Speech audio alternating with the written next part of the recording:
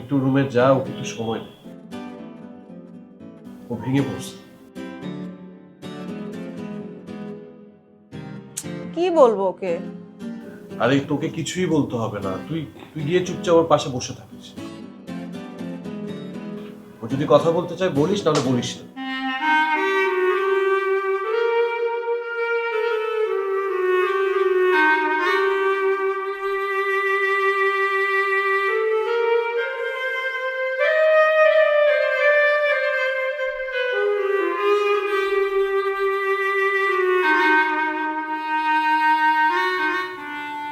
C, এমন তো হওয়ারই কথা ছিল। মামা কেন, কেউই এ বাড়িতে চাচিকে বোঝাতে পারে না। কিন্তু ভাইয়া তুমি যাই বলো, চাচির এই মুহূর্তে আপু এত স্যাড, এই সব করা উচিত হলো না, এই আচরণটা করা উচিত হয় না একদমই। চাচিকে এই মুহূর্তে যেই কথা বলতে যাবে সেই বকা খাবে। আর এখন তো প্রীতির কাছেও যাওয়া যাবে না।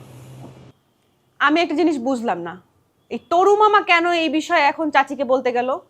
চাচি তো এমনি সাব্বির ভাইয়ার এই বিয়ের বিষয়টা নিয়ে ক্ষেপে আছে, এই বিষয়টা কয়েকদিন পরে বললেই তো হইতো।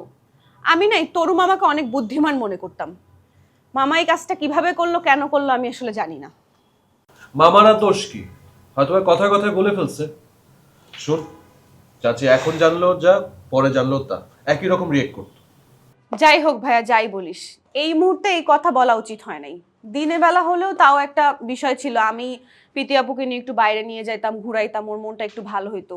আর এখন রাতে বেলা গিয়ে যদি আমি ওর রুমে ওর সাথে বসে থাকি, উল্টা ও আরো বিরক্ত হবে আমার ওপর। ঠিক আছে, আমি বুঝতে পারছি। তারপর তো কোনো কিছু করার নাই।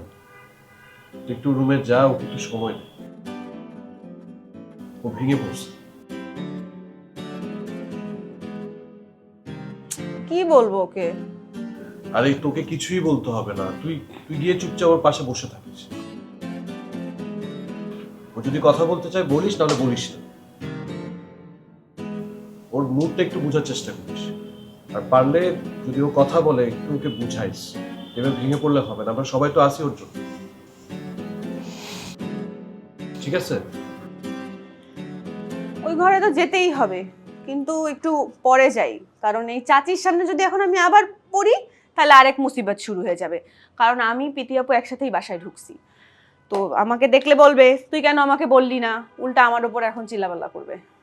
আচ্ছা ঠিক আছে, আমি বুঝতে পারছি, কিন্তু তুই ওর দিকে একটু খেয়াল রাখিস, উল্টাপাল্টা যাতে কিছু না করে। ঠিক আছে।